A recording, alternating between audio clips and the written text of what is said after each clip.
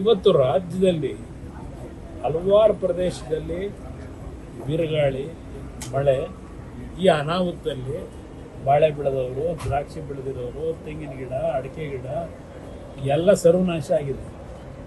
ಒಂದು 10-15%. ಎಲ್ಲಾದರೂ ಒಂದು ಕಡೆ ಇವ್ರು ಹೋಗಿದ್ದು ನೋಡಿದ್ರ? ಎಲ್ಲಾದ್ರೂ ಒಂದು ಕಡೆ ಹೋಗಿರೋದು?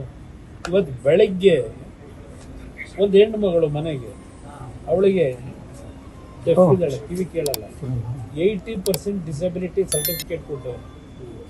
ಇವತ್ತಿನವರಿಗೆ ಆ ಡಿಸಬಿಲಿಟಿಗೆ ಕೊಡೋ ದುಡ್ಡು ಕೊಟ್ಟಿಲ್ಲ.